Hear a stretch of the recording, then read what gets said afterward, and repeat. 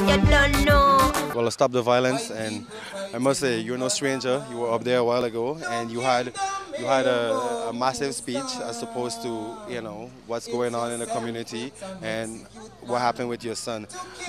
Tell them your name, and then give me a little rundown of what's going on. Good afternoon, Yvette Samuels, mother of Sanjay Samuels, who was brutally gunned down in Florida a couple months ago. Because of my experience with having lost a son under those circumstances and the situation that is happening here in Tortola, where other young men are being brutally murdered in a similar situation that are pretty close to me, my son's friends, it has encouraged me to offer support because I have gone through the same thing, still going through the same thing, but because of the support I have received, both spiritually and morally, I am able to offer support to others, so that they can still live in these trying times. How you feel about the support that people that come out to support stop the violence? Well, today, you think it's a huge enough crowd, or we need more people?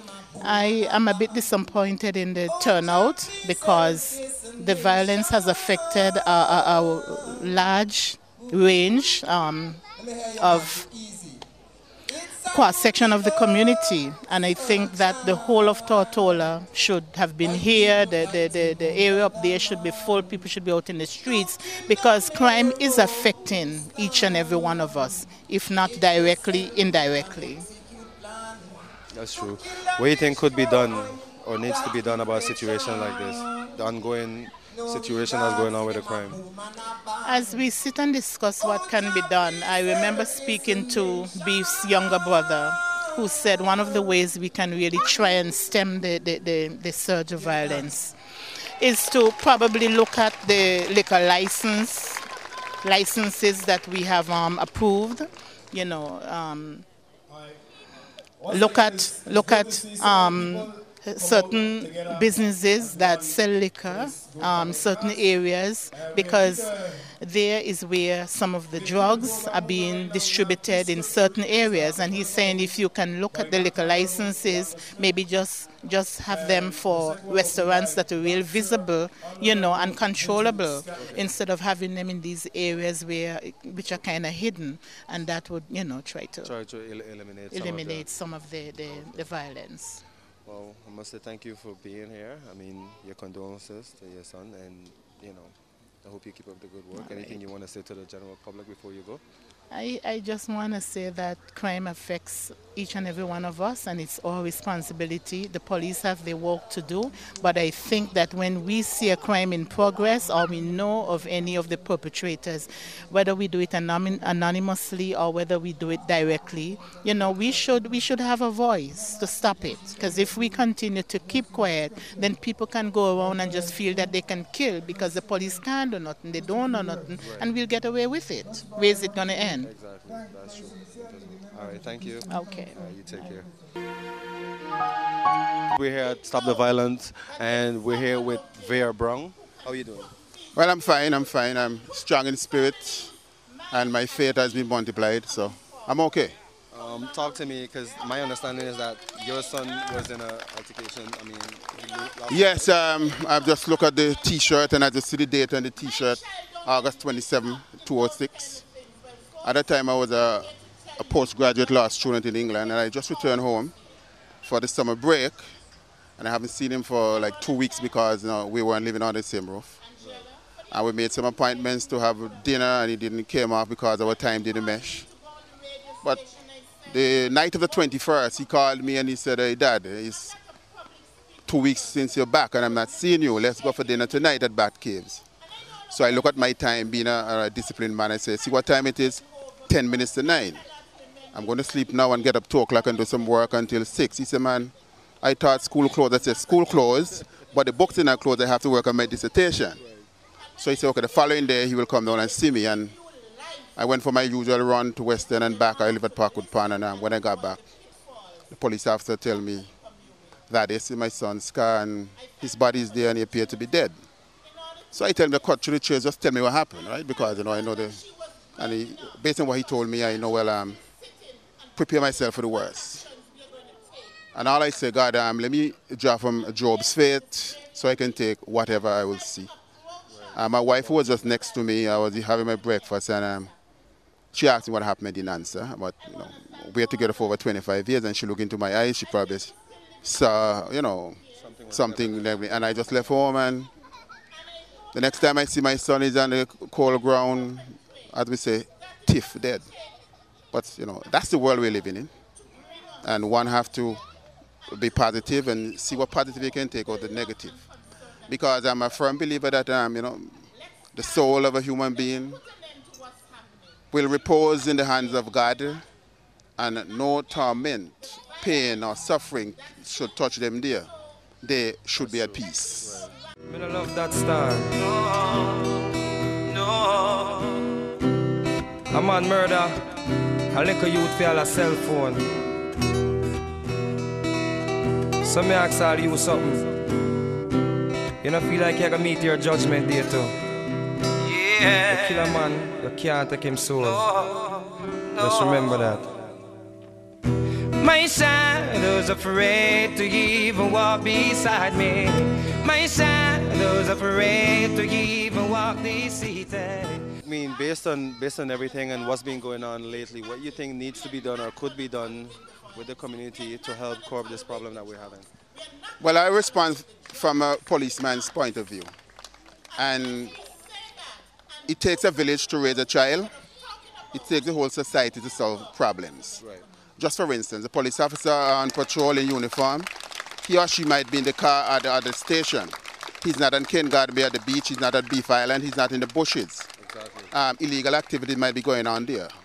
But a member of the community who may know about it, we're relying on them to be our eyes and our ears and to give us the necessary information, and we will be holding it in strictest confidence to solve crime, to eliminate the fear of crime, and to bring back the peace and the tranquility in this society.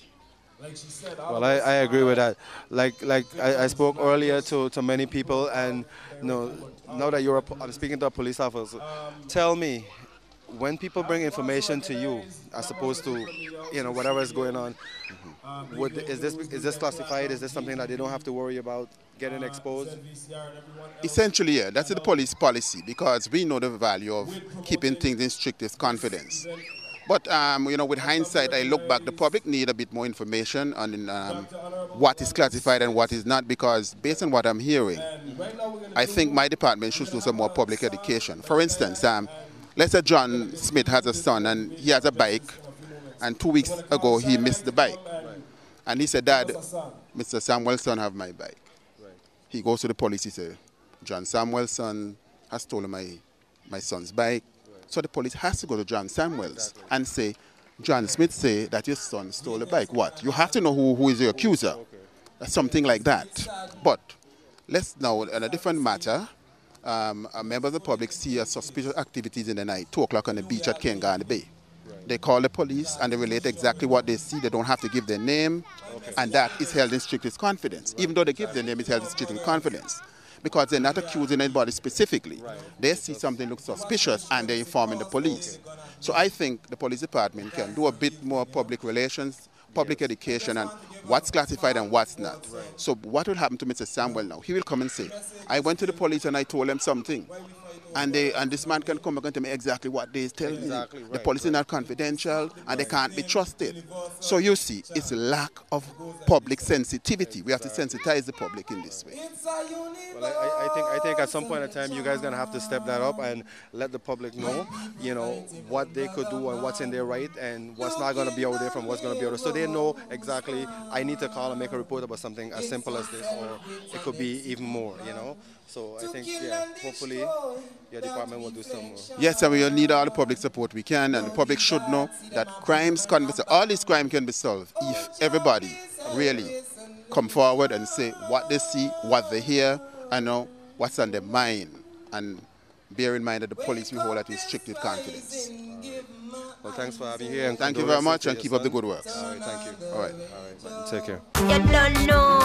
So we're here with the people that make this here today possible, the organizers, and I'm gonna get their names and find out a little more of what's going on. Hi, how you doing? I'm good. What's your name? Rosemary Flax.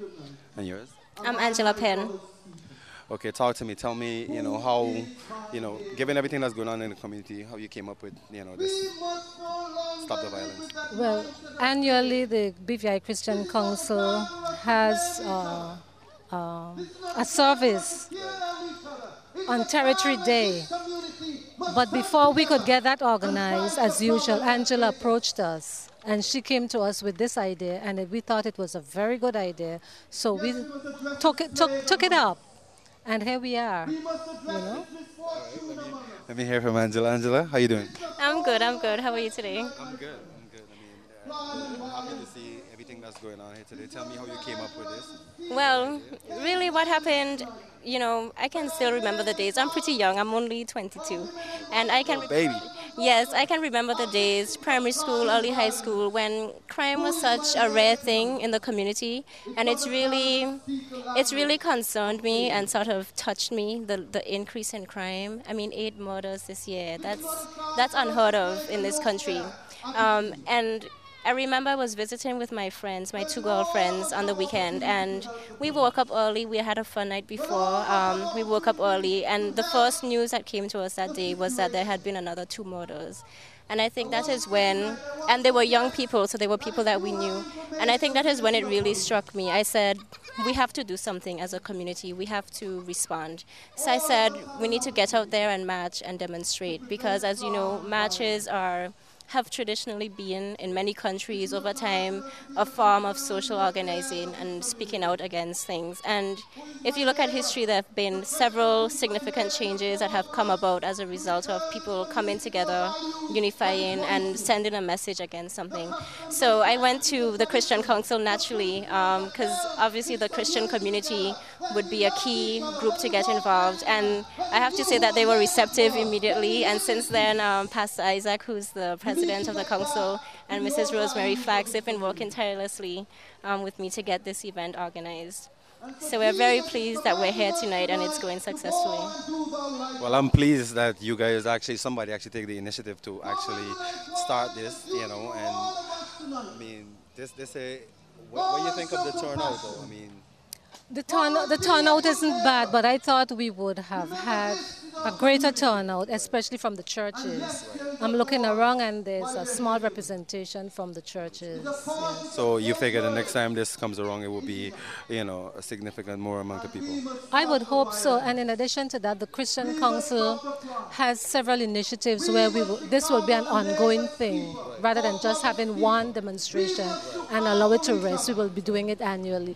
Of course, and Angela, who is such a superb organizer, she will be involved. Okay. Yes. All right, let me talk to you.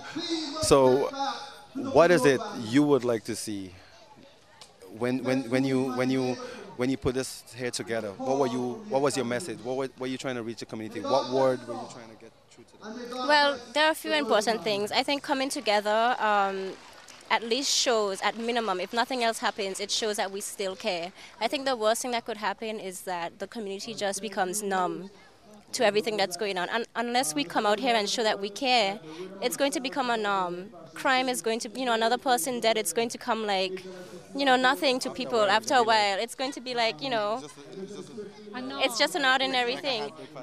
Right, so it's important that, especially for the young children coming up, it's important that the community sends a strong message. It sets a standard that crime is wrong. It's immoral, it's wrong, it hurts all of us, and I think coming out at least shows that we care. And I would hope that people who have attended, people who have listened in their homes, people who are listening, that we can't see them but they're hearing us, that we touch some individual in some positive way.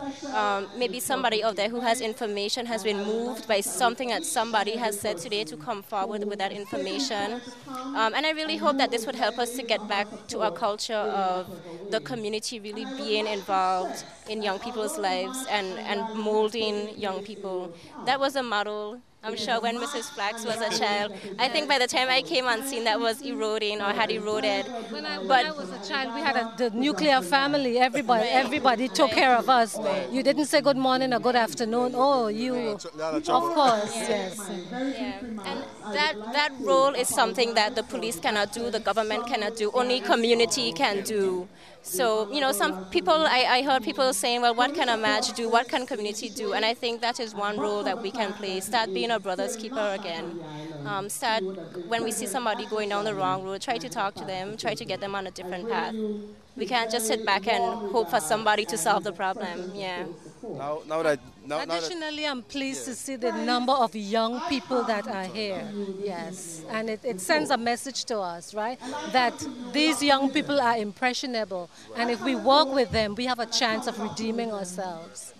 Well, that's true, and I agree with that. I have a question for you before I go though. The modern time, and I would say, you know, maybe 10, 20 years ago, when, you know, the community used to be, okay, they would raise the kids in terms of me, you know, if I see somebody doing wrong. Today, it's kind of like, people you really know, don't care anymore. But in those days, if you did something wrong, your parents didn't necessarily have to spank you. That person would spank you right away, and it would be endorsed by your parents. Now if I do that, if I see some child on the road who's doing wrong and I spank them, oh, you dare not do that now. Yes, yes. So, I mean, that's what I'm saying. We need to get back to those days. You think it will come back around? It may not come back to that extent, but I think if we start correcting children when we see them going wrong and give them guidance and continue to improve on our mentorship programs, I think we will be on the right track. I heard when we were organizing Pastor Isaac, I don't know if he made it tonight, but he made a significant point. I think that sometimes we think that people are unreachable, and by not reaching out, it reinforces to that person that they are unreachable, that they've gotten to a point where no matter, you know, that they're beyond return, and they'll just continue along that path. So sometimes you might think we mightn't reach that person, but we should still attempt. Yeah.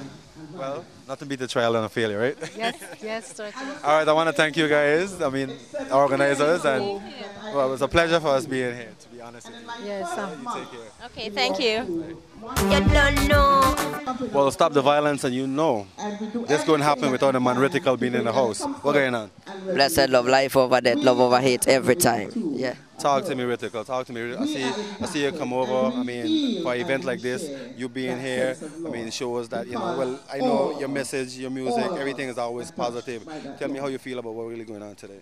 Well, I feel very a part of, you know, the strength, and, you know, it's a little touchy right now to see how our islands coming and how, you know, our mothers have to be grieving. So, you know, unnecessarily, you know, but life still, you know, everything happened for a reason, you know, so this is my walk to be here and be a strength to the vibe, you know. It's sad to see how we have to go through this vibe, but everything happened for a reason still, and I'm here to be a strength and spread a light and encourage people to, you know, to love and know the value of love amongst each other, you know. That's just the vibes, King. Well, I know how you're rolling, you know. I was trying to keep it positive, you know, and, you know, you're here doing your thing. I mean, what are you supposed to be doing today? Today I supposed to sing a song, or maybe two, you know. I ain't gonna tell you what the song is right now. You gotta wait. You gotta wait, you know. You gotta wait. Yeah, but I would like the people them to listen to the message and try to relate it to life and your life, you know, and see if it's beneficial to you, because what's going on with this crime and violence, you know, it ain't beneficial to us as a people, you know, and the children looking on and the children looking for us to set an example, you check. So the children is the future, and if they get lead into this, imagine what can be the outcome, you know. So it's very important that we be here today.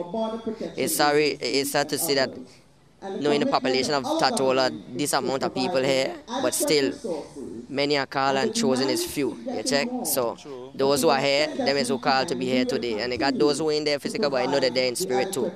But it's important. This cause is important, you know. Well, same way. I mean, you know, we have a few. It ain't as much as you expected, but now with this here, with you, you know, shedding the light on what's really going on, you being here, I mean, on TV, I mean, you know, this ain't gonna definitely spread throughout the whole island. So, you know, it's gonna happen. I guess the next March we should see more people now that they know what's really going on, you know. Yeah, well, everything starts at a step, you know, stages, you know. I ain't really too caught up in how many in figures here today. Who here is who's supposed to be here? Just the foundation, you know. Start small and grow. You know, the kingdom of Zion is like a mustard seed. It's the smallest amongst all hubs, but when it's sown, it comes out and it become the biggest amongst all hubs, like the fowls and all lodging and sleep, you know. So that's how the thing go, you know. All right, respect. Yeah. I mean, you here with yourself. I think you have somebody here with you. Yeah, I there with my brethren from Virgin Gada, you know. The man himself, Chalwa, you know. I just want him to be a part of this, you know, to spread a message that is unity and is love, you know, and it's togetherness. We came from Virgin Gada just for this purpose. I went up last night, I came back just for this. I'm going back again after this done, you check? And I brought my brethren come to support the vibes. This is my true brethren, my brother, you know. Chalwa said something.